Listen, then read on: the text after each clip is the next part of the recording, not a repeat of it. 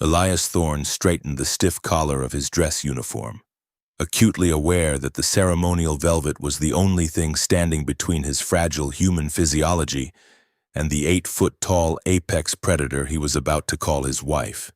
The continued survival of 8 billion human souls depended entirely on him surviving the next 10 minutes without screaming. The grand atrium of the Intergalactic Coalition's flagship, the Ethel Guard, felt less like a chapel of holy matrimony and entirely like a high-tech execution chamber. Vast, translucent crystalline pillars vaulted toward a ceiling lost in synthetic atmospheric clouds, reflecting the nervous, heavily perspiring faces of Earth's surviving diplomatic corps. Earth had lost the Outer Rim conflict in a spectacular fashion. It was a brutal, embarrassing defeat that left the planetary defense grid shattered, the central economy in ruins, and the human fleet reduced to a handful of limping cruisers. The victors, the terrifyingly efficient Zarkal Empire, did not demand the standard tributes of raw minerals, slave labor, or territorial concessions. They demanded absolute biological integration. The Unity Directive was drafted by the Coalition to oversee this process, forcing arranged, highly publicized marriages between human political elites and high-ranking Zarkal warriors. State media across the human colonies framed it as a visionary peace treaty, a beautiful cultural merger designed to ensure future stability and mutual prosperity. Elias, standing on the elevated marble dais with a knot of dread in his stomach, knew it was simply a hostage situation with vastly superior catering. As a disgraced former envoy who had spectacularly failed to negotiate the initial, pre-war ceasefire, Elias was considered highly expendable by Earth's panicked leadership. He possessed the right pedigree to satisfy the treaty's requirements for a high-status mate, but he had absolutely no political allies left to protect him from the draft. He was the perfect sacrificial lamb to offer the alien conquerors.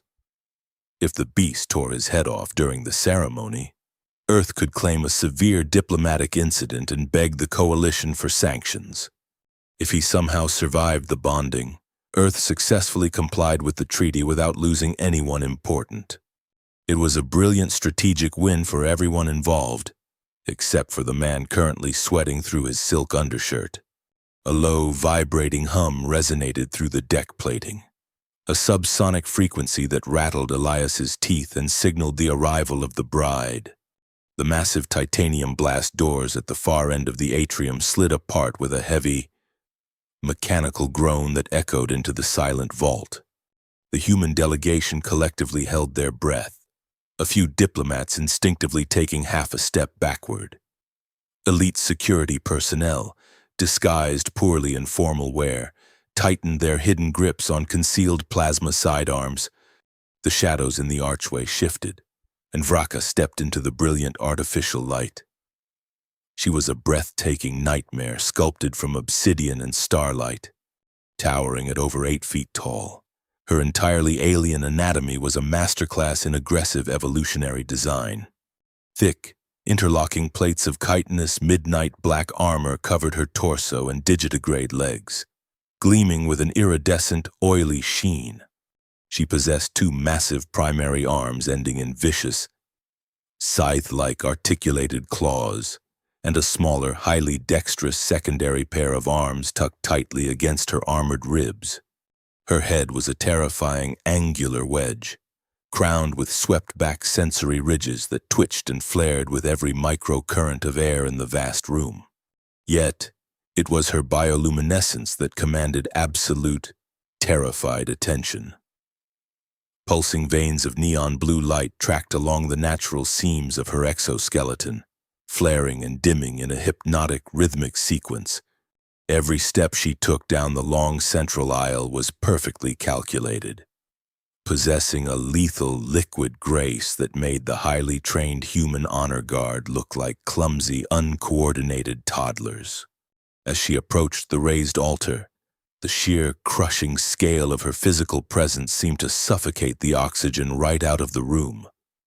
Elias forced himself to stand straight, locking his knees to prevent them from shaking. He maintained strict eye contact, refusing to let the paralyzing terror show on his face as she loomed over him. He noted the way her quad mandibles clicked together rapidly, producing a sharp, castanet-like rhythm.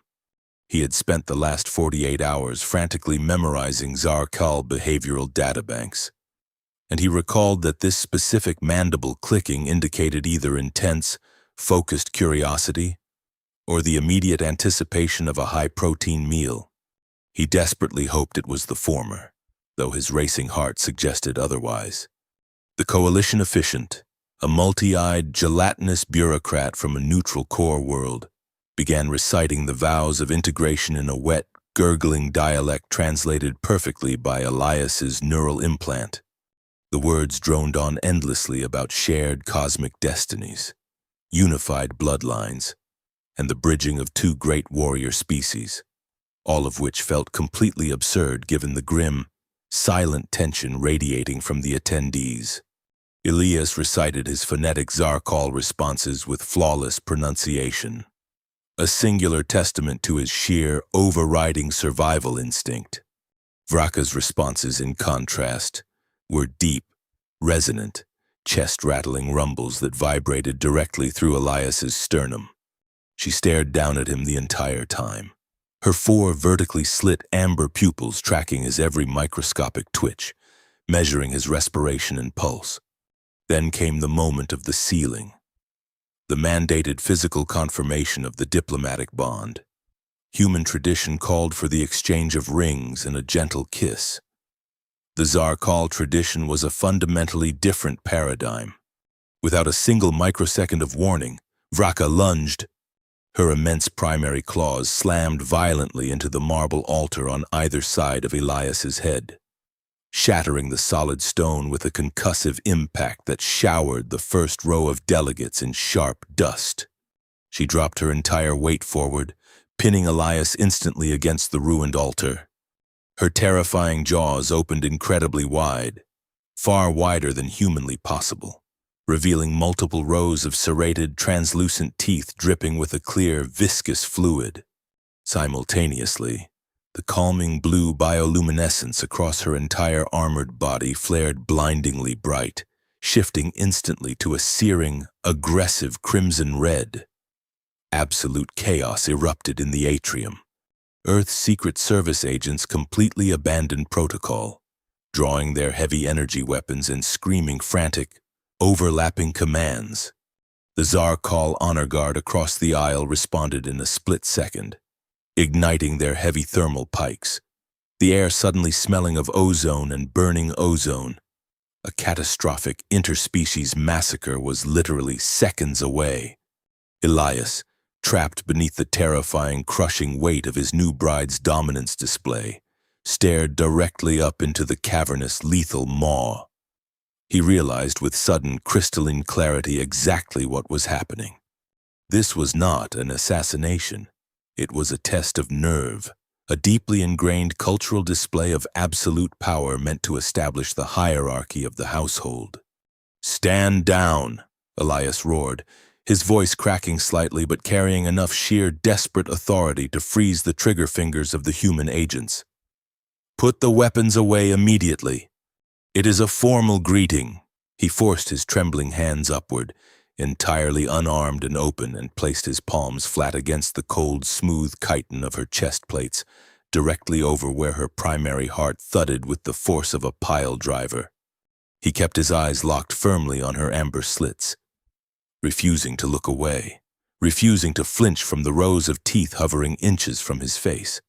It was the precise Zarkal gesture of submission, acknowledging her undeniable physical superiority while simultaneously claiming his rightful, unbroken emotional equality as a mate. For a long, agonizing second, the entire galaxy seemed to hold its breath. Vraka's jaws snapped shut with a sound like a steel trap closing. The blinding crimson light bleeding from her carapace slowly began to fade, cycling back down to a slow, steady rhythmic pulse of calming blue. She pulled her massive frame back, releasing him from the altar, her mandibles shifting into a complex arrangement that Elias vaguely, hopefully recognized as a Zarkal expression of profound amusement. She had tested his breaking point, and the fragile little human had not shattered. The human guards slowly, hesitantly holstered their weapons, their faces pale and slick with cold sweat. The gelatinous officiant, vibrating slightly in sheer terror, rapidly declared them bound by the highest laws of the coalition and the stars. Elias exhaled a long, shaky breath, adjusting his slightly crumpled jacket. He realized his political exile was just beginning. But as he noticed a strange, unprecedented pattern of deep violet lights now glowing softly along Vraka's armored shoulders, he understood he had absolutely no idea what secrets she was hiding beneath that terrifying exterior, nor why a high warlord's daughter had actually agreed to marry a disgraced human failure in the first place. The honeymoon suite on orbital station Echo V was pitched as a luxurious retreat for interspecies diplomacy, but it currently resembled the aftermath of a localized atmospheric disturbance. Domestic bliss, Elias realized quickly, was a highly subjective concept when your spouse could accidentally dismantle a reinforced steel couch simply by shifting her weight. Echo V was a decommissioned observation post hanging in the silent, freezing void of the neutral zone, retrofitted specifically for the 3-month mandatory bonding period dictated by the Unity Directive. The isolation was entirely intentional. The coalition wanted the newlyweds far away from any prying journalistic eyes or opportunistic assassins while they established a cohesive household dynamic. For Elias, the crushing silence of the station only amplified the sheer, terrifying reality of his new living arrangement. He watched from the doorway of the primary kitchenette as Vraka attempted to navigate the space designed for standard bipedal humanoids. It was a dark comedy of spatial geometry. The ceiling clearance was generous enough, but the archways forced her to bow her massive wedge-shaped head, her sensory ridges scraping against the composite paneling. She moved with that same liquid grace she had displayed at the altar, but the environment was entirely hostile to her scale. A sleek, ergonomic dining chair constructed from aerospace-grade polymers surrendered instantly when she tested it with one heavy, digitigrade foot, folding into a neat, compressed pile of scrap metal. Elias mentally tallied the destruction. That was the 3rd chair today, along with a climate control panel she had inadvertently crushed while attempting to adjust the ambient humidity. Food presented an entirely different logistical nightmare. The coalition had stocked the station's pantry with a premium selection of high-yield human ration packs, nutrient-dense bars, and synthesized proteins meant to last a standard human couple 6 months. Vraka required a caloric intake that dwarfed a small armored platoon. Elias stood utterly fascinated and mildly terrified as he watched her consume what was technically a 2-week supply of compressed beef rations in a single, uninterrupted sitting. Her smaller secondary arms worked with terrifying efficiency, unwrapping the foil packets and tossing the solid blocks into her cavernous maw.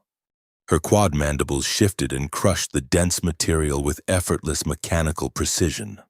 "Are the standard nutrient profiles sufficient?" Elias asked, keeping his tone carefully neutral, projecting the calm authority of a seasoned diplomat even as he calculated how long they would survive before starvation set in.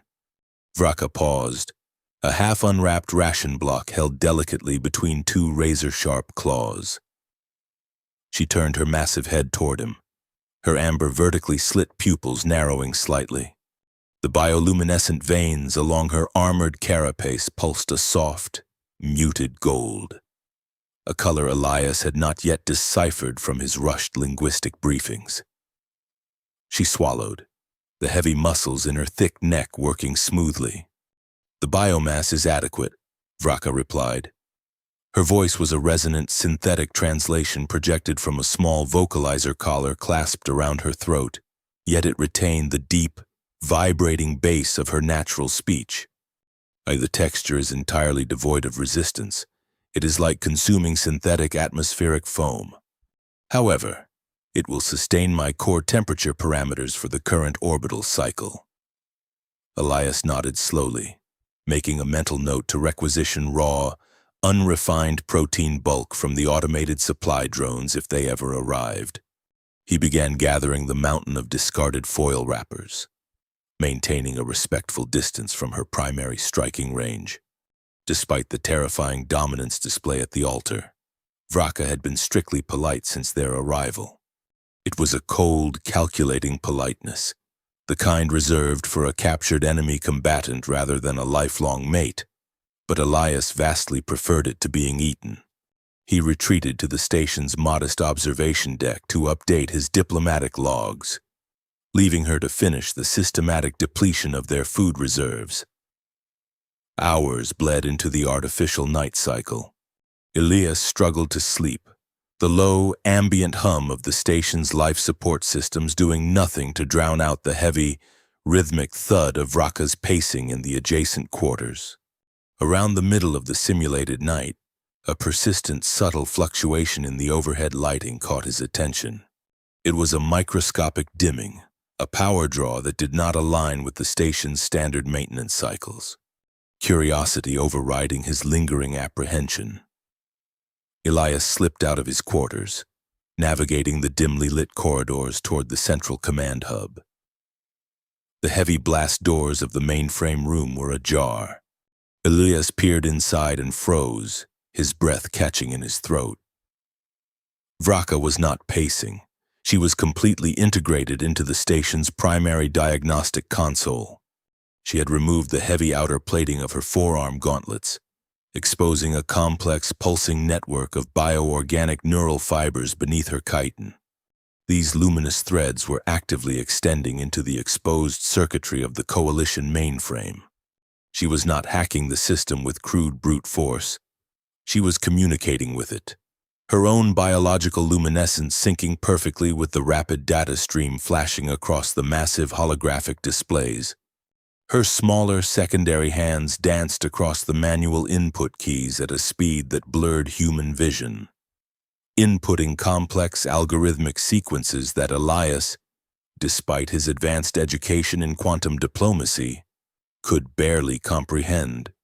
The brutal, mindless apex predator narrative heavily pushed by Earth's military propaganda instantly shattered into a million pieces. She was parsing high-level encrypted telemetry data, rewriting the station's automated subroutine protocols with elegant, flawlessly structured code. She was, Elias realized with a profound sense of awe, a brilliant, highly educated engineer. Your stealth capabilities are highly deficient. Elias Thorne, Vraka stated without turning her head, her biofibers still firmly entrenched in the console. Her bioluminescence flared a sharp, analytical silver. Your respiration rate increased by 12% the moment you registered my activity. You are experiencing cognitive dissonance. Elias stepped fully into the room, abandoning any pretense of hiding. I was led to believe the Zarkal warrior caste shunned technological interfacing in favor of traditional martial discipline. The diplomatic briefings entirely omitted your degree in advanced quantum engineering. Vraka withdrew her biofibers, the glowing threads seamlessly retracting beneath her skin before she snapped her armor plating back into place. She turned to face him, the holographic glow of the monitors casting sharp shadows across her angular features. Human intelligence networks are notoriously crippled by their own biological supremacy bias, she replied, her tone carrying a heavy weight of dry, unmistakable sarcasm. Yet you assume because we possess biological weaponry, we lack intellectual refinement. A sharp claw does not negate a sharp mind. I am the daughter of a high warlord. Ignorance is a luxury my lineage cannot afford. She gestured toward the primary display monitor, which was currently rendering a massive, complex schematic of the station's internal architecture. I was mapping the ambient energy distribution to optimize the environmental controls for my comfort. During the scan, I discovered a significant anomaly. Elias moved closer, his diplomatic instincts instantly replaced by the sharp, analytical focus that had originally earned him his rank. He studied the schematic. The station was a standard cylinder design, featuring habitation rings, a central command spine, and lower engineering decks. Vraka had highlighted a massive, unauthorized power draw deep within the restricted lower maintenance levels. "That is Sector 4, Elias murmured, tracing the glowing red lines of the power grid. "It is supposed to be a dead zone, storage for decommissioned solar sails and inert shielding panels. There should be zero power routing to that sector." "The energy signature is not merely active," Vraka corrected, her mandibles clicking in that rapid, focused rhythm. "It is actively masking itself. It is utilizing a highly sophisticated harmonic dampening field to hide its thermal and electromagnetic output from the station's primary sensors. I only detected it by analyzing the microscopic voltage drops in the localized relay switches. It is a cloaking field." Elias felt a cold chill settle at the base of his spine. A cloaking field generator on a neutral, unarmed diplomatic observation post. That makes absolutely no sense. The Coalition inspected every inch of this facility before we were transferred. "Unless the Coalition inspectors were actively complicit in its concealment," Vraka stated, her amber eyes locking onto his. "Or the device was installed after the inspection by a party possessing the necessary security clearance to bypass the internal sensors." They shared a long, silent look, the fragile, newly formed bridge of mutual respect solidifying under the sudden, crushing weight of shared paranoia. The political exile was no longer just a humiliating isolation period. It was a meticulously crafted trap. "Show me," Elias commanded, his voice firm, stripping away the polite veneer of the terrified husband. Vraka's bioluminescence shifted to a steady, predatory violet. She led the way out of the command hub, her massive frame moving with absolute terrifying silence down the dimly lit corridors. They bypassed the central elevators, opting for the manual maintenance shafts to avoid logging their movements in the station's internal tracking system. Elias struggled to keep pace as they descended level after level, the air growing noticeably colder and stale as they moved away from the primary habitation rings. When they finally pried open the heavy bulkheads leading into Sector 4, they did not find abandoned solar sails. The massive storage bay had been entirely cleared and retrofitted. Sitting in the center of the cavernous room, surrounded by thick cables drawing parasitic power from the station's hidden grid, was a sleek, heavily armored piece of unregistered hardware. It hummed with a dark, menacing energy, its surface completely devoid of any identifying manufacturer marks or Coalition serial numbers. It was an active military-grade stealth insertion pod, large enough to hold a heavily armed strike team, and its exterior access hatch was currently unlocked. Someone had gone to extraordinary lengths to secretly dock a covert assault vehicle on their isolated honeymoon retreat. And Elias knew with absolute certainty that whoever owned it was not there to offer their congratulations on the nuptials. The terrifying realization that they were not alone was immediately eclipsed by the sudden, plunging temperature of the station's ambient air. Their unseen guests were executing a methodical, calculated purge, attempting to freeze them out before the shooting even started. Elias watched his rapid, terrified breaths materialize into thick white plumes as the familiar, comforting hum of the environmental life support systems abruptly died. The silence that followed was suffocating, broken only by the sharp, rhythmic clicking of Vraka's mandibles. She stood perfectly still, her sensory ridges flaring wide as she tasted the rapidly thinning atmosphere. The bioluminescent veins mapping her armored carapace shifted from a calm, investigative violet to a stark, flashing amber of high alert. The localized gravity plating beneath their boots began to feel distinctly sluggish, a clear indicator that the central power grid was being systematically rerouted or disabled. "Oxygen scrubbers have been remotely deactivated," Vraka stated, her synthetic voice cutting through the freezing air with grim certainty. Thermal regulators are offline. Ambient temperature will reach lethal parameters for your biology in approximately 12 minutes. They intend to incapacitate us through environmental hostility to minimize their own tactical risk. Elias activated the holographic interface on his wrist comp, his fingers already beginning to stiffen from the cold. He attempted to ping the station's central command hub, but his display yielded nothing but a wall of encrypted static. The internal network had been completely severed. They were entirely isolated in the lower decks. "We need to reach the manual auxiliary override in Sector 3, Elias instructed, forcing his diplomatic calm to override his rising panic. "If we can physically bridge the primary coolant lines and reboot the localized scrubbers, we can buy ourselves enough time to access a communication relay. Lead the way." They moved swiftly through the darkening corridors, the emergency lighting casting long, jagged shadows across the bulkheads. Frost was already beginning to crystallize on the composite wall panels. When they reached the heavy blast doors of the auxiliary control room, they found the biometric scanners fused shut by a high-yield plasma torch. The mercenaries were thorough. Elias stepped forward, pulling a decryption spike from his pocket, rapidly calculating the time it would take to bypass the ruined lock. Vraka did not wait. She stepped past him, wedging her massive scythe-like primary claws into the microscopic seam between the reinforced titanium doors. She braced her digitigrade legs against the deck plating and pulled. The sheer, overwhelming kinetic force she generated was terrifying to witness. The heavy locking mechanisms groaned in absolute protest before snapping entirely, the thick metal doors parting with the agonizing sound of tearing steel.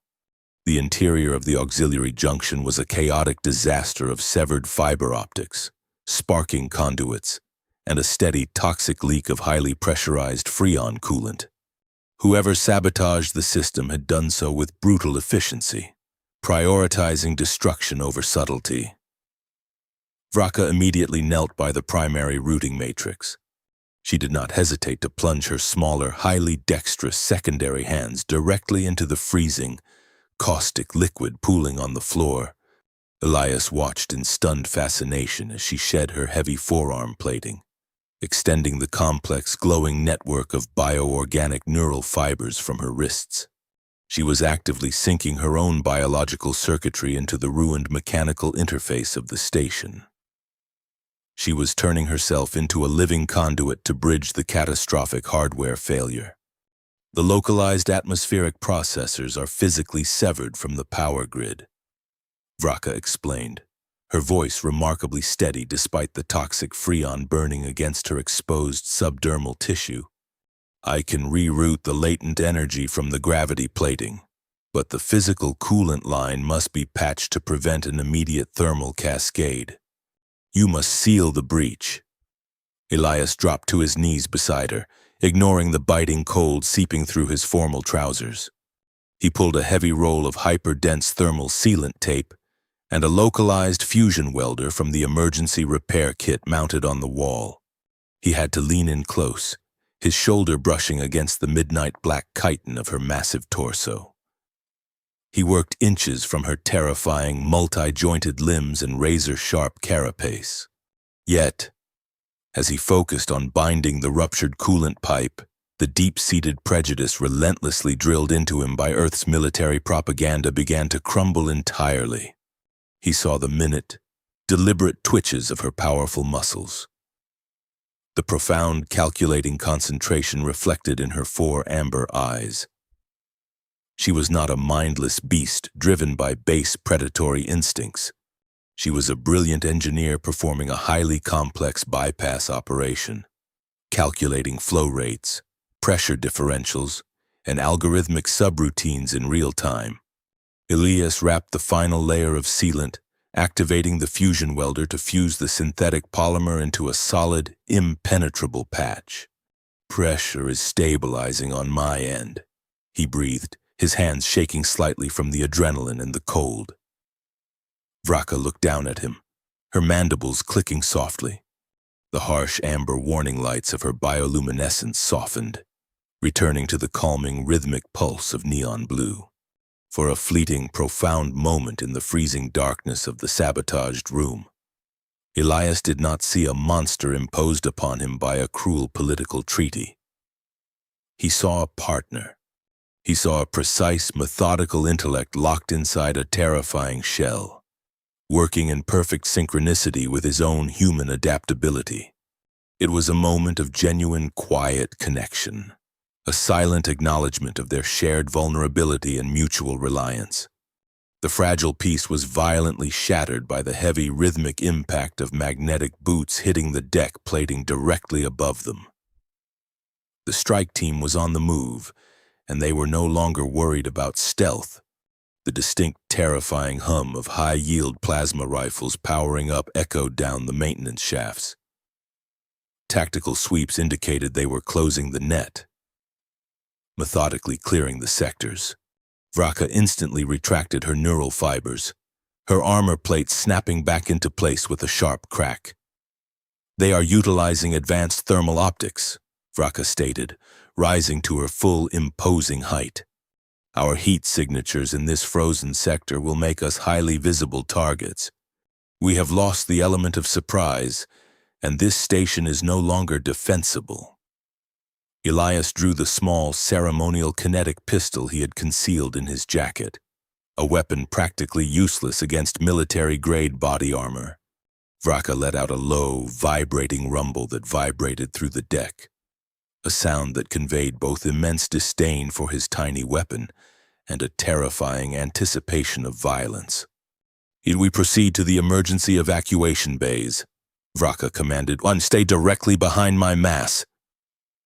They sprinted down the corridor, navigating the labyrinthine lower decks. Suddenly, a blinding flash of ionized plasma scorched the bulkhead merely inches from Elias's face, showering him in superheated sparks. 5 heavily armored mercenaries, wearing entirely unmarked, matte black tactical gear, poured into the intersection ahead. They moved with terrifying, synchronized precision, instantly dropping into a disciplined formation and firing an overlapping spread of lethal energy. Vraka unleashed an ear-splitting, concussive battle cry that forced Elias to cover his ears. She did not seek cover. She charged directly into the concentrated plasma fire.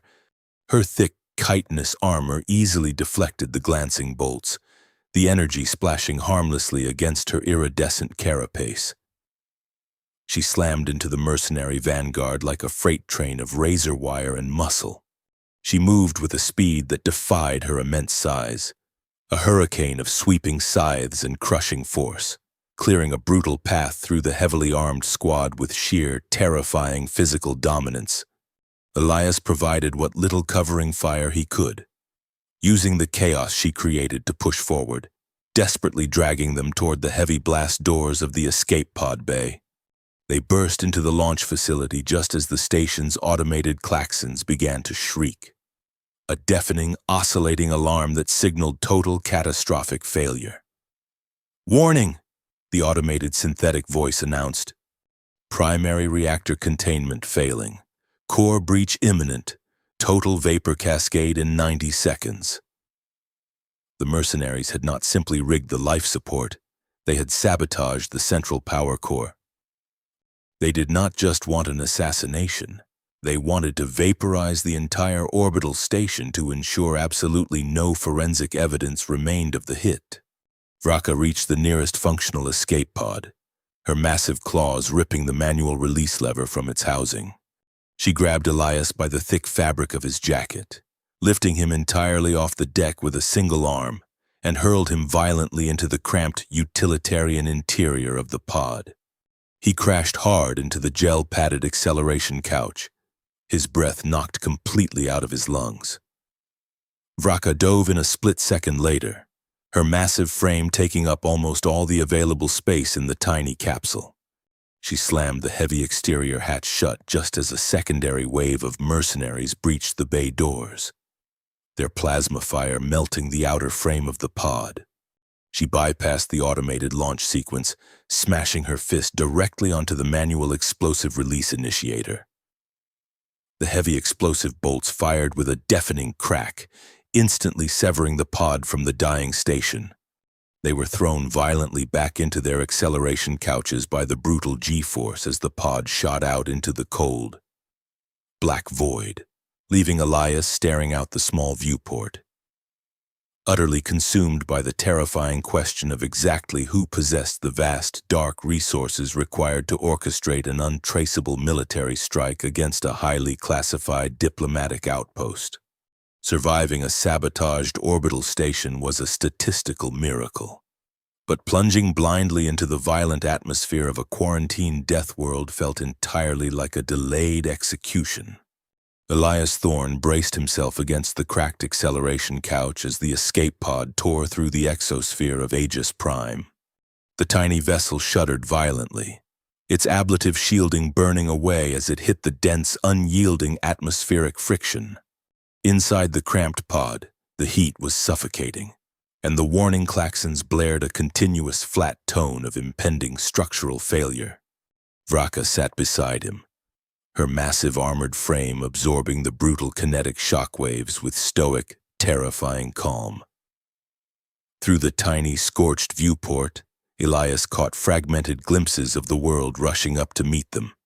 It was an endless, unbroken ocean of violently vibrant green, shadowed by jagged obsidian mountain ranges that pierced the cloud cover like shattered teeth.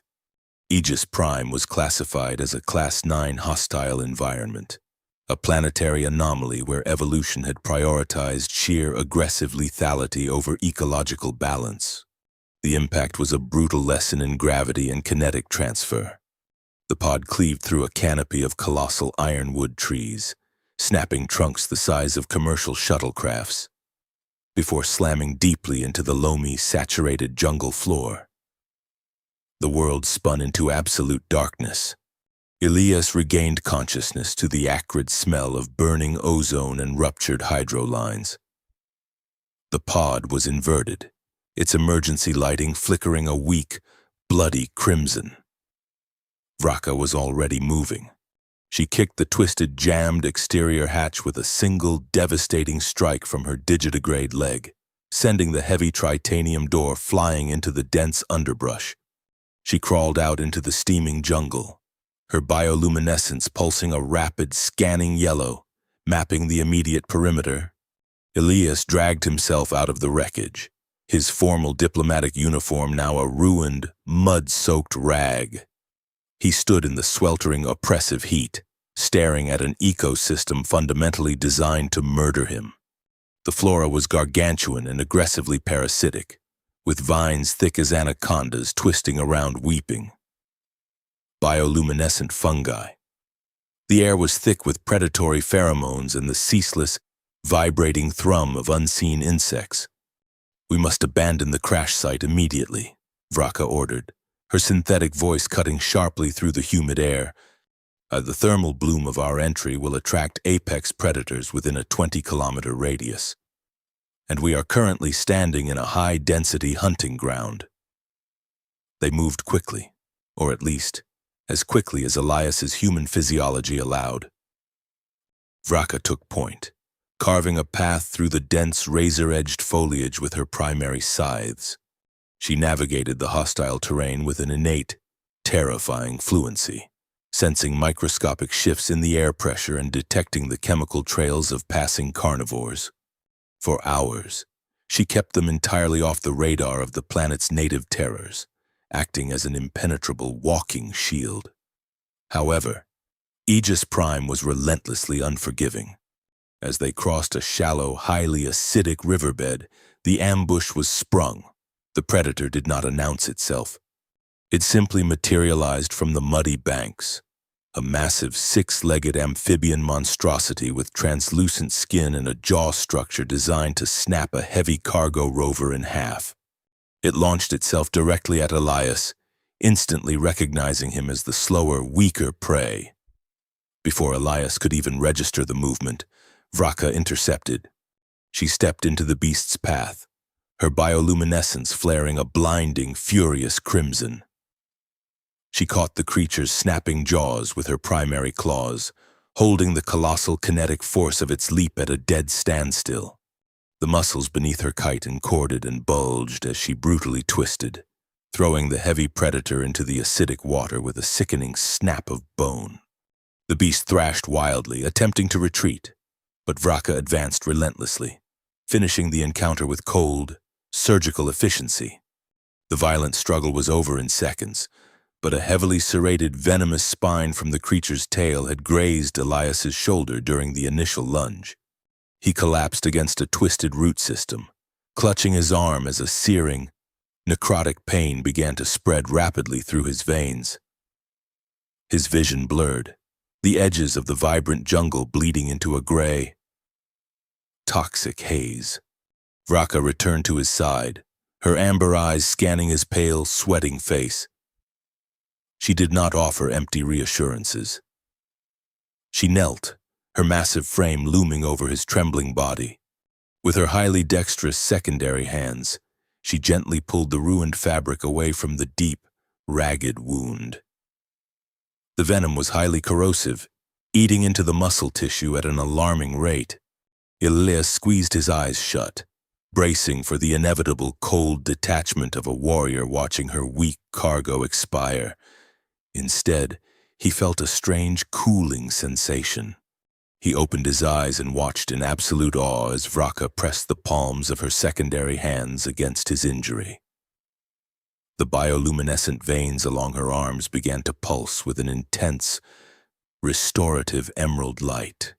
A thick, clear secretion began to weep from the microscopic pores between her armor plating, pooling directly into his wound. The native toxins are highly aggressive, but they share a fundamental base structure with the flora of my homeworld. Vraka explained softly, her mandibles clicking in a slow, soothing rhythm he had never heard before. My biological defense matrix is synthesizing a localized neutralizing coagulant. Remain entirely still. The agonizing fire in his shoulder rapidly cooled, replaced by a deep, numbing pressure. The clear secretion hardened almost instantly, sealing the torn tissue and neutralizing the rapidly spreading venom. Elias stared up at her, realizing the terrifying armored killing machine currently leaning over him possessed a capacity for delicate, highly specialized medical care that rivaled a full-spectrum trauma bay. She was fundamentally designed to protect, not just to destroy. With Elias stabilized, they established a temporary concealed perimeter near the riverbed before Vraka decided they needed to return to the crash site to salvage any remaining survival equipment before nightfall. Elias insisted on accompanying her, refusing to be a helpless liability. The pod was exactly as they had left it, half buried in the steaming mud, while Vraka forcibly extracted the emergency beacon and a heavy fusion battery from the ruined console. Elias sifted through the scattered debris outside the impact crater. He kicked aside a piece of twisted metal, his eye catching a glint of composite polymer half buried in the dirt. He knelt down, brushing the mud away from the object. It was a heavy magnetic breaching charge, the exact kind the mercenaries had used to blow the auxiliary locks on the station. It must have detached from the outer hull of their escape pod during the violent atmospheric entry. He picked it up, his thumb wiping across the side casing to reveal a highly distinct, deeply engraved manufacturing stamp. Elias felt all the blood drain rapidly from his face. His diplomatic training had required him to memorize the armaments of every major galactic faction. But he did not need a database to recognize this specific insignia. It was the stylized, geometric falcon of the Earth Defense Directorate. These were not rogue alien raiders or opportunistic pirates. The highly trained, heavily armed strike team that had just slaughtered an entire orbital station to ensure Elias and his new wife were entirely erased from existence were human Black Ops operatives. They were using top-tier, highly classified Earth military gear. Elias stared out into the darkening, hostile jungle, a chilling realization settling deep into his bones. Earth had demanded this marriage to ensure survival. So why was Earth's own covert military branch trying to execute them before the honeymoon even started? And if humanity was actively sabotaging its own fragile peace treaty, what other massive, catastrophic secrets were currently waiting for them in the shadows of this quarantine zone? The hunter had become the hunted in a jungle entirely designed to consume them both. Elias held his breath as the heavy, rhythmic thud of military-grade tracking boots vibrated through the loamy soil of the dense underbrush. The Earth Defense Directorate strike team had localized their crash site with terrifying speed, dropping from a stealth transport straight into the quarantine zone. Through the thick, bioluminescent foliage, Elias observed 5 operators moving in a textbook delta formation. Their matte black armor was environmentally sealed, their visors glowing with active thermal imaging sweeps that cut right through the jungle canopy. They were sweeping the perimeter, their heavy plasma rifles raised and ready to vaporize anything that registered a body temperature above the ambient humidity. Elias crouched beside a massive, twisted root system, clutching the heavy fusion battery they had salvaged from the pod. Beside him, Vraka was perfectly still, her own bioluminescence completely extinguished. She was a shadow forged in obsidian, blending flawlessly into the pitch-black crevices of the giant tree. Human tactical sweeps operate on a predictable rotating frequency, Elias whispered, his voice barely a breath. They scan left to right, overlapping their fields of vision by exactly 15 degrees to eliminate blind spots. But the armor's environmental processors draw massive power to filter out this planet's toxic atmospheric spores. If we overload their localized network with a raw, unshielded energy surge, their optics will reboot. It takes precisely 4 seconds for the secondary systems to come online. Vraka turned her angular head toward him, her 4 amber eyes narrowing with profound, predatory respect. 4 seconds is an eternity in close-quarters combat. Initiate your surge on my mark. Elias rapidly stripped the heavy casing off the fusion battery, exposing the volatile energy core. He wired it directly to the magnetic breaching charge he had found earlier, creating an improvised, high-yield electromagnetic pulse device. He waited, his heart hammering violently against his ribs as the squad closed the distance. The lead operator stepped over a cluster of weeping fungal stalks, his boot crushing the delicate caps and sending a cloud of glowing spores into the heavy air. "Execute," Vraka commanded.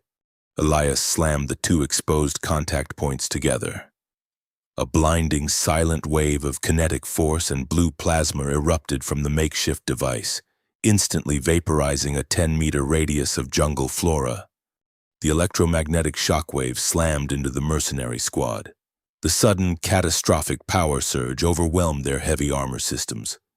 Their thermal visors instantly shattered into static, plunging them into absolute, terrifying blindness. Vraka did not hesitate. She exploded from the shadows like a force of nature. She moved with a speed that registered only as a blur of midnight chitin and flashing scythes. The first operator was thrown 30 feet into the dense canopy, his heavy armor crumpling like tin foil beneath her primary claws. The second and third operators frantically fired their weapons blind, their plasma bolts searing harmlessly into the mud as Vraka swept their legs out from under them with a devastating, sweeping strike.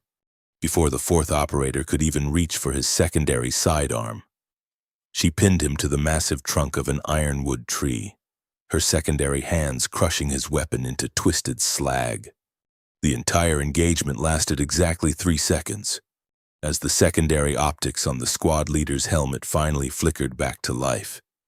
He found himself flat on his back, staring up into the terrifying, cavernous jaws of an 8-foot-tall apex predator. Vraka's bioluminescence flared a searing, furious crimson, illuminating the dark jungle with the promise of immediate, violent death. She pressed a single razor-sharp claw directly against the sealed throat gasket of his helmet.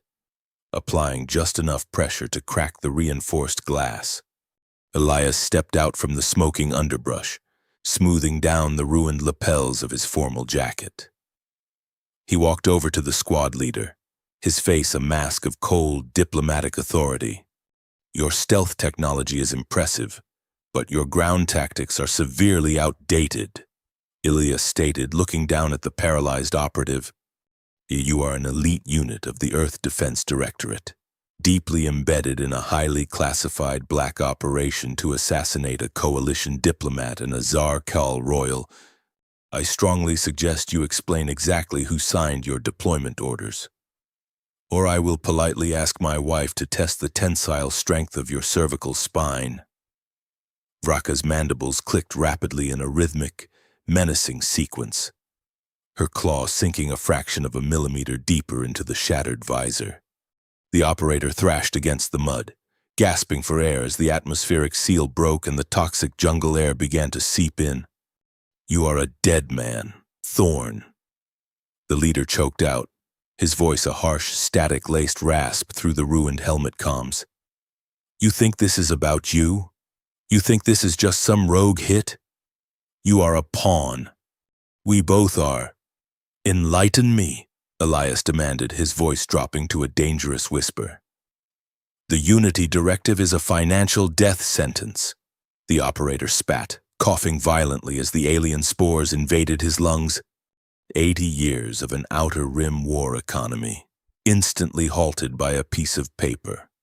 Trillions of credits in weapons manufacturing, fleet deployments, and defense contracts, all evaporating because the politicians wanted to play nice. The hardliners at Earth High Command were never going to let the war end. Elias felt a cold dread settle heavily in his stomach. The realization was sharp and horrifying. Humanity was not seeking peace. Its most powerful leaders were actively orchestrating a false flag to tear the treaty apart. "And my father's rivals?" Vraka growled, her deep voice vibrating through the mud. "The blood-sworn warlords of the Northern Crags. How are they involved in human economic anxiety?" The operator laughed, a wet, desperate sound. "They want the exact same thing. A glorious, endless conflict to maintain their cultural dominance. Your father grew weak, signing treaties with fragile apes. The human supremacists and the rogue Zarkal warlords forged a shadow alliance. They need a catalyst to break the ceasefire and force the coalition to declare all-out war. Our deaths," Elias realized aloud. "If a human diplomat is violently murdered by his alien bride, Earth demands retribution. If a Zarkal royal is assassinated by human black ops, the Empire burns Earth to ash. It is the perfect, guaranteed spark for interstellar genocide." "But why Aegis Prime?" Vraka demanded, her amber eyes narrowing as she processed the vast, terrifying scope of the conspiracy. "This planet is a quarantine death world. It holds absolutely no strategic military value. It is not about strategy. It is about resources," the operator wheezed, his life rapidly draining away. "The planetary crust is saturated with raw, unregulated Novacore minerals. The energy density is off the charts. Whoever controls this sector controls the entire energy market for the next century. But the coalition declared it a protected sanctuary. The only way to bypass the regulations and establish massive strip mining operations is under the cover of a chaotic, localized war." Elias stepped back, the sheer scale of the betrayal threatening to crush him. He had spent his entire career trying to forge peace across the stars, only to discover that the very people who sent him to the altar were eagerly planning to burn the galaxy down for profit. The real monsters were not the terrifying alien predators lurking in the dark. They were the politicians sitting comfortably in well-lit boardrooms on Earth. Vraka released her grip, letting the squad leader slump into the mud as the toxic atmosphere finally claimed him. She turned to Elias, the fierce crimson glow of her armor slowly dimming into a solemn, heavy violet. They were entirely alone on a hostile planet, holding the deadliest secret in the universe. If the coalition fleets in orbit believed they were dead, the war would ignite within days. They needed to find a way to scream the truth to the stars before the false flag was confirmed. But surviving the deadliest jungle in the galaxy was only the first impossible obstacle standing in their way. The jungle of Aegis Prime did not sleep, but beneath its lethal canopy, a sanctuary of glowing crystal offered a temporary, breathtaking reprieve from the universe's deadliest conspiracy. Elias dragged his exhausted body through a narrow fissure in the obsidian rock face, following the soft, pulsing amber glow of Vraka's armor into a subterranean cathedral of light. The cavern walls were entirely coated in a thick, moss-like fungus that radiated a cool, shifting bioluminescence, painting the damp stone in vibrant hues of cyan and magenta. It was a perfectly defensible bottleneck, completely masking their thermal signatures from any orbital scans or remaining mercenary tracking systems. Vraka collapsed against a smooth, crystalline outcropping, the heavy armored plates of her chest heaving with exertion.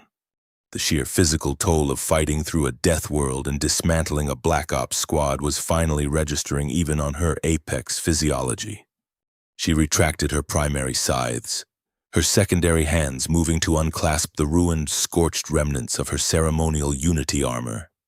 Elias sank to the cavern floor across from her, his formal diplomatic attire completely destroyed, coated in toxic mud and dried alien coagulant. He pulled his knees to his chest, the chilling reality of their situation pressing down on him heavier than the miles of rock overhead. Earth High Command and the blood-sworn warlords had forged an alliance of pure, unadulterated greed. They were the sacrificial lambs placed neatly on the altar of a manufactured interstellar war. My entire career was built on the fundamental belief that humanity was a force for civilized progress, Elias stated quietly, the acoustics of the cavern catching his hollow voice. I negotiated treaties. I sat in sanitized boardrooms and debated the philosophical merits of mutual cooperation. I genuinely believed we were moving past our primitive, violent history. I was nothing but a highly educated fool standing on a stage built by arms dealers. Vraka turned her massive head toward him. The harsh, defensive crimson light that usually mapped her carapace had completely faded, replaced by a deep, sorrowful indigo that pulsed in time with her slow respiration. The Zarkal Empire is crippled by its own mythology, Vraka replied, her synthetic vocalizer stripping away the usual commanding bass, leaving only a quiet, resonant honesty. We tell ourselves we are the ultimate arbiters of martial honor. We believe our strength gives us the divine right to conquer and command. Yet, my father's greatest rivals are currently hiding in the shadows, making cowardly pacts with the very species they claim to despise, all to secure mining rights for Nova Core minerals. They traded the soul of our empire for a profitable ledger. Elias looked at the terrifying 8-foot-tall creature sitting across from him. He noted the elegant geometric patterns etched naturally into her chitin, the hyper-intelligent focus in her 4 amber eyes, and the careful, deliberate way she rested her lethal limbs to avoid taking up too much space in the small cavern. The propaganda vids on Earth painted the Zarkal as mindless engines of destruction, bloodthirsty beasts incapable of complex thought or empathy. They called you a monster during the closed-door briefings, Elias confessed, a bitter laugh escaping his dry lips. They told me I was walking into a cage with an animal. They said the highest honor I could achieve was surviving the wedding night so Earth could claim a diplomatic victory. They sent me to die. Vraka's mandibles clicked softly, a sound Elias now recognized as a gesture of deep contemplation rather than a predatory threat. And my warlord instructors assured me humans were fragile, deceitful parasites entirely unworthy of our genetic lineage. Vraka countered, They insisted your species possessed no concept of true loyalty, only shifting alliances based on immediate self-interest. They expected you to betray me the moment the orbital station was attacked. They expected you to cower. She extended one of her smaller secondary hands, the bioluminescent fibers beneath her skin glowing a warm, steady gold. She offered it to Elias across the glowing moss of the cavern floor. It was a gesture of absolute, undeniable parity. Elias reached out and placed his small, bruised hand against her cool, smooth chitin. There was no physical similarity between them. They were separated by millions of years of divergent evolution, different atmospheres, and fundamentally opposing biological imperatives.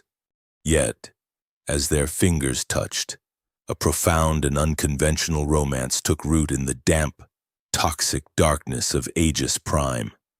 It was not a bond built on superficial attraction or traditional courtship. It was a connection forged in the crucible of shared trauma, cemented by absolute mutual respect, and elevated by the recognition of each other's brilliant, unyielding intellect. Elias saw the universe with analytical precision, a tactical mind that could dissect complex political maneuvers and adapt instantly to impossible odds. Vraka possessed an engineering genius and a physical majesty that commanded the very elements around her, hiding a gentle, protective core beneath an impenetrable shell. They were perfect counterparts.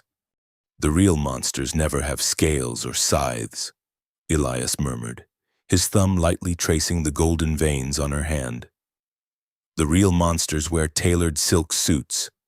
They sit in orbit, sipping synthesized champagne, while they sign executive orders to burn entire worlds to ash. They weaponize prejudice to line their pockets. Then we shall introduce these civilized politicians to the true meaning of terror, Vraka declared, her quad mandibles shifting into a sharp, decisive arrangement. The golden light of her armor flared, bleeding into a resolute, burning violet. We are the undeniable proof of their treason. As long as our hearts beat, their shadow alliance is vulnerable. We are the anomaly they cannot control. The shared moment of vulnerability galvanized them both. The exhaustion seeping into their bones was entirely replaced by a cold, unified fury. They were no longer victims of the Unity Directive. They were its ultimate, unforeseen consequence. Elias withdrew his hand, his mind rapidly returning to the tactical reality of their survival. They had a singular advantage. The conspirators firmly believed they were dead, vaporized in the orbital station's reactor breach or consumed by the jungle. But that advantage possessed a rapidly expiring shelf life. The mercenary squad leader confirmed their transport dropped them into this specific quadrant. Elias reasoned, pulling up the fractured, glitching holographic map on his wrist comp. A standard Black Ops deployment dictates establishing a localized comms relay to coordinate with their orbital command, especially on a planet with a heavily ionized atmosphere that disrupts long-range signals. Vraka leaned forward, her amber eyes scanning the flickering blue projection.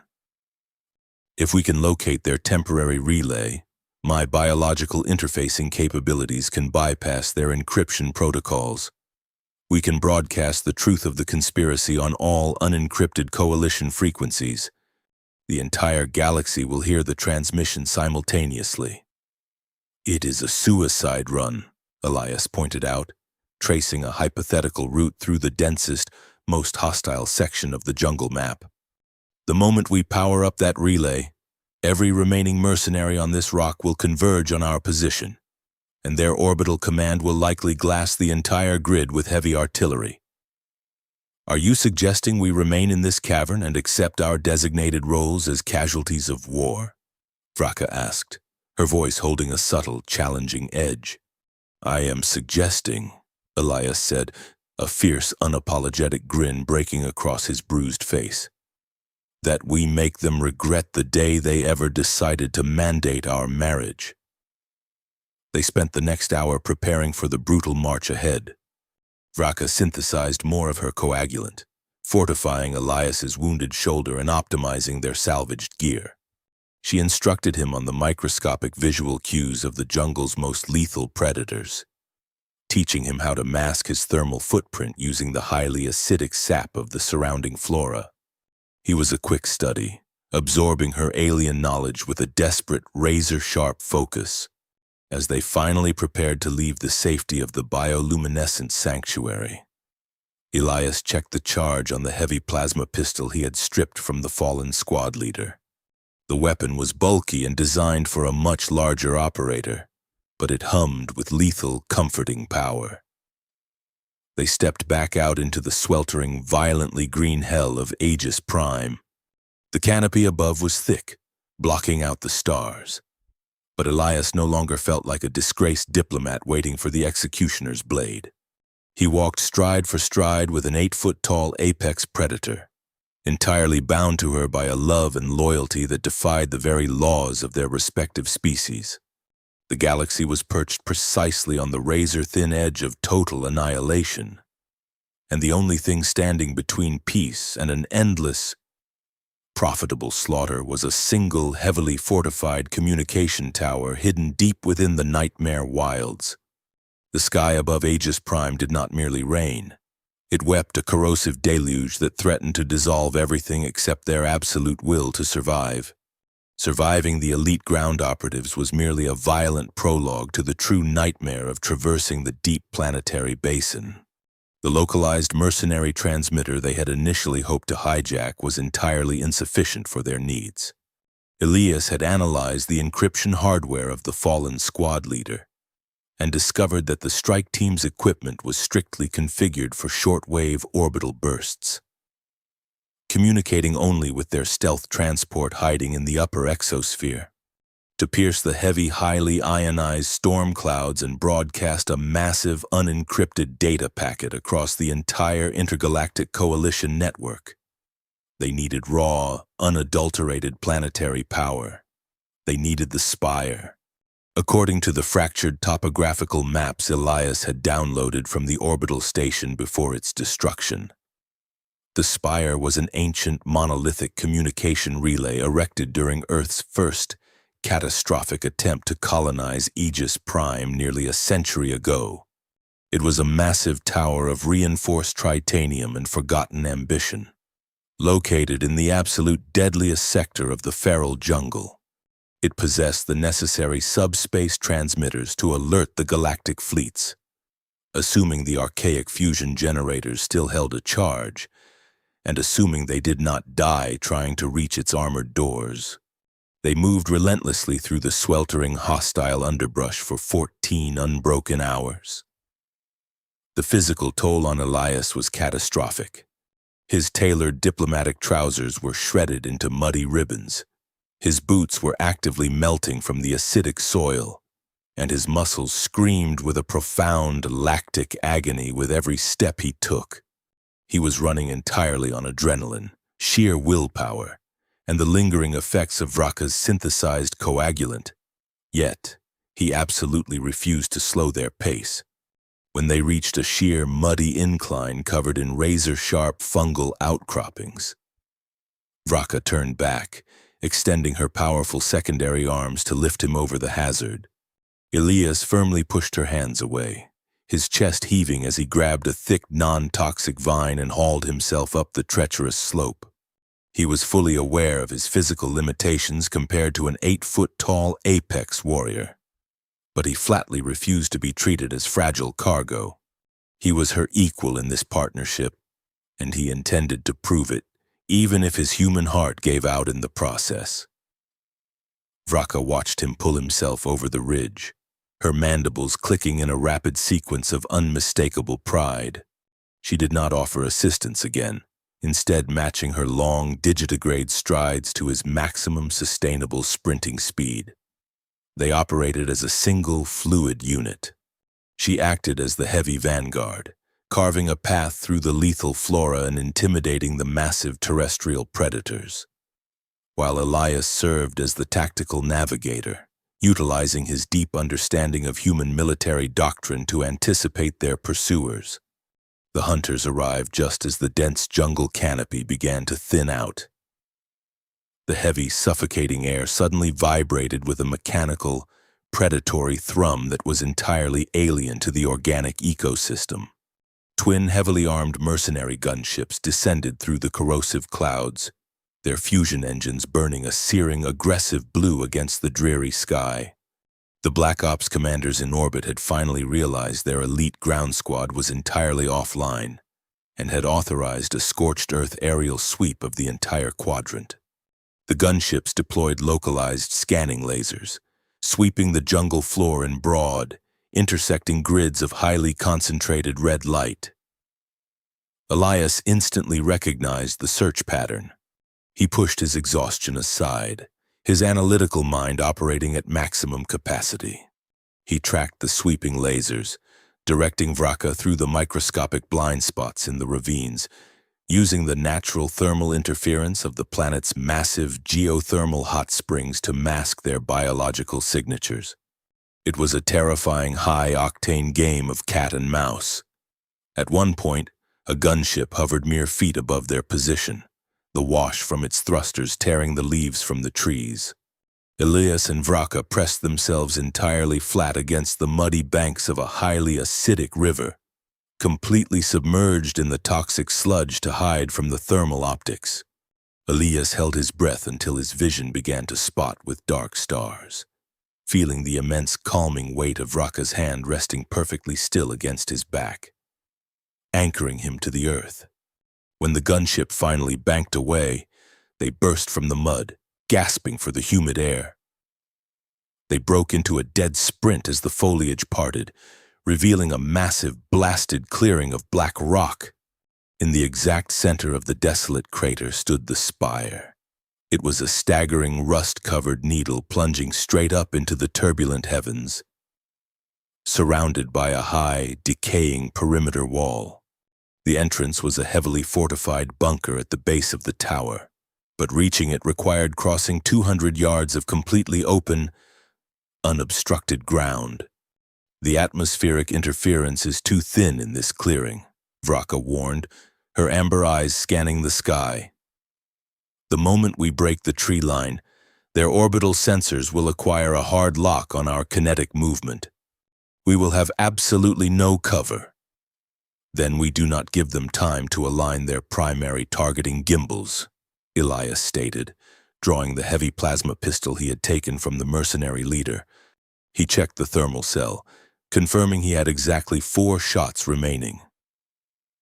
If we run in a straight, predictable line, they will calculate our trajectory and bracket us with artillery. We must stagger our approach. I will draw their sensor focus. You make for the primary access panel. Negative, Vraka growled, her bioluminescence flaring a sharp, angry crimson. I will not allow you to serve as a biological decoy against heavy vehicle munitions. The Unity Directive dictates we share the burden of survival. And common sense dictates that you are the only one with the engineering knowledge to bypass a century-old coalition security lock. Elias fired back, offering her a fleeting, grim smile. I love you, Vraka. Now get ready to run. Before she could physically restrain him, Elias broke from the tree line, sprinting directly into the open clearing. He was entirely exposed against the black rock. Less than 5 seconds later, the low clouds violently parted. One of the gunships dropped into a steep, predatory dive, its underside completely bristling with heavy weaponry. The pilot's targeting array instantly locked onto Elias's solitary, desperate kinetic signature. Elias did not stop. He raised the heavy plasma pistol, aiming not at the heavily armored hull of the gunship, but directly at a massive volatile cluster of bioluminescent spore pods clinging to the upper ruins of the spire's perimeter wall. He pulled the trigger. The plasma bolt struck the pods with pinpoint accuracy. The impact triggered a massive chain reaction detonation of highly reactive localized biological dust.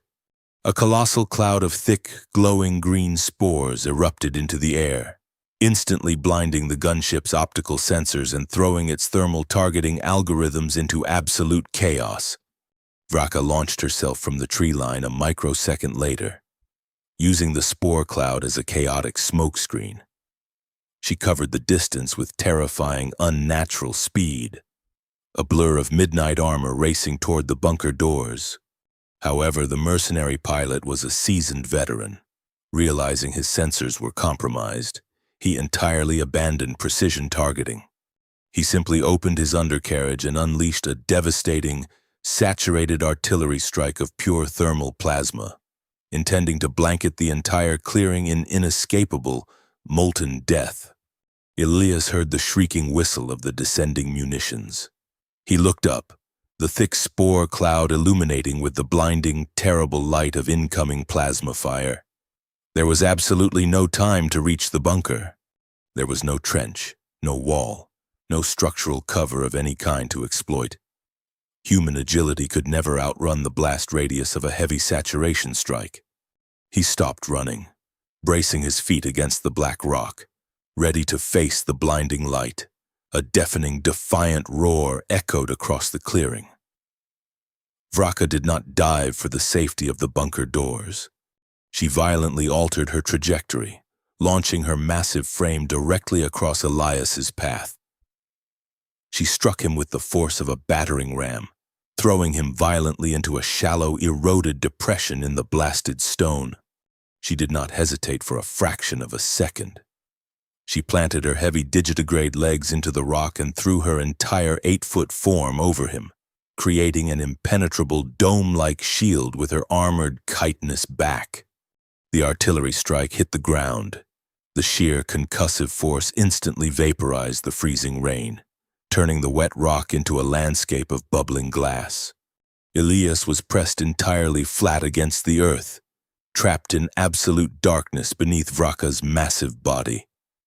He felt the terrifying, crushing weight of the shockwave press violently against her armor. For a single agonizing eternity, the universe was entirely reduced to searing heat and violent, deafening vibration.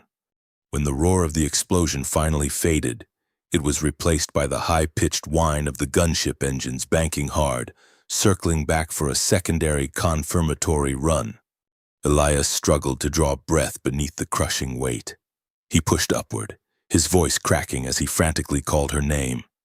Vraka slowly shifted, rolling off him with a heavy, unnatural mechanical grind that made Elias's blood run entirely cold. The iridescent, flawlessly beautiful armor plating on her back was completely shattered. A massive, jagged crater of ruined chitin and seared, smoking bioorganic tissue lay exposed to the freezing rain. Her calming neon blue bioluminescence was entirely gone, replaced by a frantic, dying flicker of weak, erratic silver. She had absorbed a direct, point-blank hit from military-grade vehicle artillery to keep his fragile human body intact. She collapsed heavily against the cold stone, a thick, luminous fluid bleeding rapidly from her devastating wound.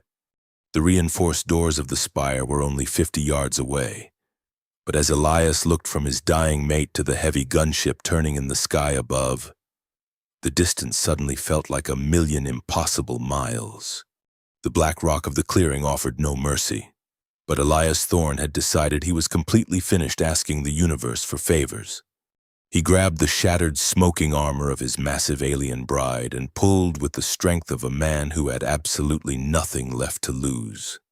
Vraka was slipping into shock, her immense weight becoming a dead, immovable anchor against the glassy, superheated stone. The gunship above banked sharply, its thrusters tearing the corrosive clouds apart as it aligned for a final localized strafing run. Elias dug his melting boots into the blast crater, his muscles tearing and his vision swimming with sheer exertion. He screamed her name, a raw, guttural command that cut through the deafening roar of the descending engines. Vraka's amber eyes flickered. Driven by a primal, overriding instinct to protect her mate, she forced her ruined legs to push against the earth. Together, they lunged for the heavily fortified bunker doors at the base of the spire. Elias slammed his fist into the ancient manual emergency release. The massive tritanium gears screamed in protest, grinding against a century of rust. But the heavy doors parted just enough. They collapsed into the pitch-black interior, the thick metal slamming shut behind them a microscopic second before the gunship's plasma barrage washed over the exterior walls, superheating the bunker to a terrifying degree. They were inside, but the sanctuary was a tomb. The emergency lighting of the spire flickered to life, casting long, sickly yellow shadows across the dust-choked corridor leading to the primary control room. Elias dragged Vraka down the narrow hall, his hands coated in the thick, luminous fluid weeping from her catastrophic back wound. He reached the heavily armored control center at the end of the corridor, a perfect, solitary choke point, and gently lowered her against the base of the colossal communication mainframe. Her breathing was shallow and erratic. The vibrant, imposing apex predator who had terrified an entire diplomatic corps was fading. Her bioluminescence reduced to a desperate, dying pulse of pale silver. "Initiate the broadcast sequence," Vraka whispered, her synthetic voice glitching and dropping octaves. "The structural integrity of my primary carapace is compromised. I cannot sustain combat operations. You must complete the mission and leave me." Elias knelt beside her, his chest heaving as he stared into her four fading eyes. In that dimly lit, ancient room, surrounded by the ghosts of a failed human colony, the final remnants of his diplomatic detachment shattered completely. He looked at the terrifying claws that had gently patched his wounds, the armored giant who had thrown herself into artillery fire without a single hesitation to save his life. He realized with absolute crystalline certainty that he could not imagine a universe without her. The forced political stunt had forged a bond stronger than tritanium, built on a foundation of profound respect, shared agony, and undeniable parity. "The Unity Directive mandates a shared household," Elias replied, his voice a cold, hardened razor. "I take my vows very seriously. Nobody is dying today except the men trying to come through that door." He stood up, turning his back to the console to survey the corridor. He needed to turn the 50-yard hallway into an impenetrable slaughterhouse. He moved with frantic, terrifying precision, recalling every survival tactic Vraka had taught him in the bioluminescent caves. He utilized the remaining acidic sap they had harvested, combining it with the volatile fusion battery casing to create a highly corrosive dispersal trap above the primary airlock. He wired the last magnetic breaching charge to a structural support column midway down the hall, creating a kinetic shrapnel field designed to shred military-grade stealth armor. Searching the control room's rusted security lockers, Elias found exactly what he needed to hold the line: a decommissioned, heavy rotary plasma cannon. It was a terrifying piece of archaic coalition hardware, designed to be mounted on a light armored vehicle, not wielded by an unaugmented human. Elias hauled the massive weapon to the control room threshold, bracing its heavy bipod against a reinforced blast shield. Outside, the heavy rhythmic thud of magnetic boots echoed through the clearing. The mercenary strike team had fast-roped from the gunships. They were setting up thermal breaching lasers on the exterior bunker doors. They had exactly 3 minutes before the Black Ops squad breached the corridor. Elias turned to the towering communication mainframe. The holographic interface was locked behind a complex, century-old encryption matrix. "I need the orbital alignment vectors," Elias commanded, rapidly typing the bypass commands he had learned at the Diplomatic Academy. "The human syntax is locked. I need you to translate the harmonic resonance frequencies into raw Zarkal mathematics." Vraka forced her heavy head upward, her brilliant, methodical intellect fighting through the agonizing pain of her physical trauma. She began reciting complex geometric algorithms, her voice a steady, guiding anchor in the chaotic room. Elias typed frantically with one hand. inputting the coordinates to manually aim the Spire's massive subspace dish toward the Coalition fleet holding position just outside the Aegis Prime quarantine zone. A deafening structural crack echoed down the corridor. The outer bunker doors glowed a searing, blinding white before exploding violently inward. The Earth Defense Directorate operatives poured into the narrow hallway, their heavy armor completely sealing them from the toxic atmosphere. They moved with lethal synchronized precision, but they entirely underestimated the man waiting for them. The lead operative tripped the first wire.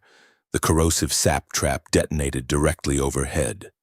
A shower of highly concentrated reactive acid rained down, instantly eating through the squad's thermal optics and environmental seals.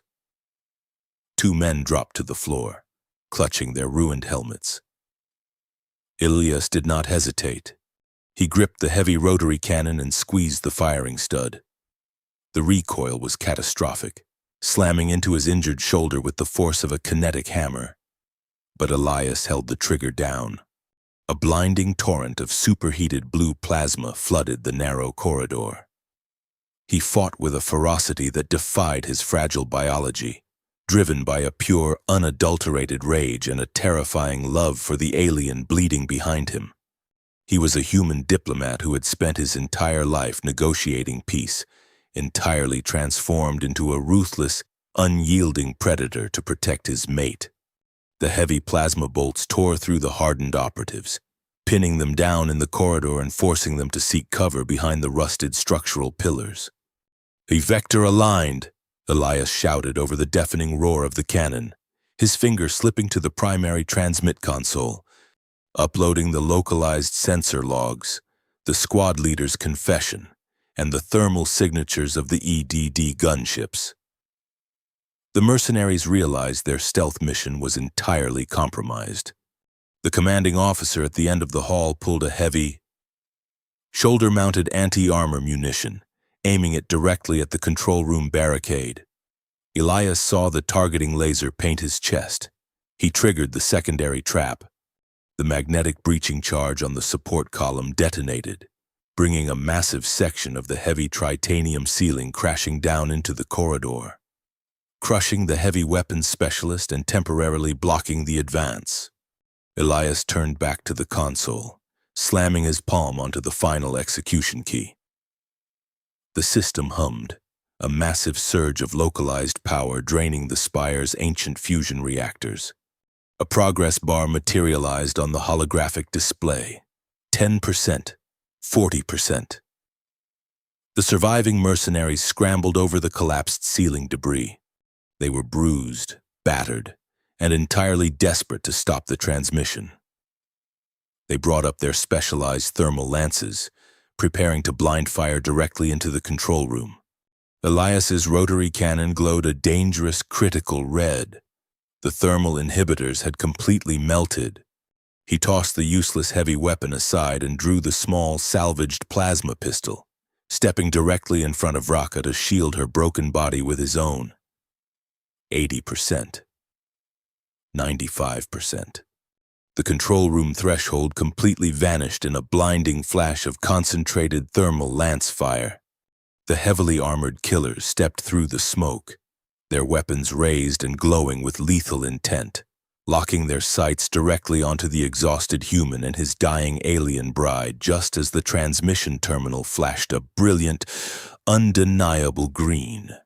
The blinding flash of the thermal lances never reached them, swallowed instead by the deafening sonic boom of 1,000 atmospheric drop pods violently shattering the sound barrier. The turbulent sky above Aegis Prime was no longer weeping corrosive rain. It was actively raining heavily armored Coalition peacekeepers. The three surviving Earth Defense Directorate operatives standing in the ruined doorway of the control room froze entirely, their weapons suddenly losing power as the local jamming field failed. A massive, unencrypted data burst had completely overridden their secure network. High above the toxic clouds, the reality of the situation was radically shifting. The massive human and Zarkal fleets had been powering their primary weapon systems. literally seconds away from initiating an apocalyptic interstellar war based on the presumed assassination of their diplomatic proxies. Then, Elias Thorne's data packet hit every single command console in the sector simultaneously. The localized sensor logs, the highly classified thermal signatures of the Black Ops gunships, and the undeniable audio confession of the mercenary squad leader flooded the secure networks. It was an irrefutable digital hammer blow to the Shadow Alliance. The ceasefire was instantaneous and absolute. The ceiling of the bunker groaned as a massive coalition dropship clamped directly onto the ruins of the spire. The heavy blast doors at the end of the corridor were entirely vaporized, not by stealth operatives, but by the heavy breaching charges of neutral multi-species shock troops. They flooded the hallway, their weapons trained on the paralyzed mercenaries. The assassins instantly dropped their thermal lances, realizing the entire galaxy was now watching their every move and there was absolutely nowhere left to hide. Elias did not lower his salvaged plasma pistol until a squad of highly specialized coalition trauma medics breached the control room. They were a frantic blur of sterile white armor and heavy medical equipment, rushing immediately toward Vraka's massive, broken form. They deployed a heavy localized anti-grav suspension field, attempting to stabilize her rapidly failing primary heart. A tall, multi-limbed medical officer turned to Elias, holding up a shimmering stasis barrier. He ordered the human to step back, citing strict contamination protocols for cross-species trauma care. Elias did not step back. He stepped directly into the medical circle, his ruined suit soaked in toxic mud and his mate's luminous blood. He looked the towering medical officer dead in the eyes, a cold, unyielding fire burning in his own. He invoked the very law that had originally been designed to serve as his political death warrant. He stated with absolute terrifying diplomatic authority that under the highest decrees of the Unity Directive, they were a legally bound household. He demanded his marital rights, explicitly stating that if they moved her to the surgical bay, he would be standing right beside the operating table. The medic took one look at the bruised human who had just held off an elite strike team with archaic hardware and wisely decided not to argue with him. Elias held onto Vraka's massive secondary hand as the anti-grav stretcher lifted her from the bloody floor. Her amber eyes flickered open, locking onto his exhausted face. Her mandibles clicked a weak, slow rhythm, a profound acknowledgement of the promise he had made. He had not left her, and she was not going to leave him. The political fallout was catastrophic and remarkably swift. The irrefutable evidence sparked a massive, coordinated purge across both empires. High-ranking human supremacists at Earth High Command were dragged from their sanitized boardrooms in handcuffs, their vast assets permanently frozen. The blood-sworn warlords of the Northern Crags found themselves entirely surrounded by the loyalist factions of the Tsar Kal Empire, their profitable alliance shattered by the undeniable proof of their cultural treason. The war economy collapsed overnight, replaced by a frantic, desperate rush to reinforce the fragile peace treaty before the entire system tore itself apart.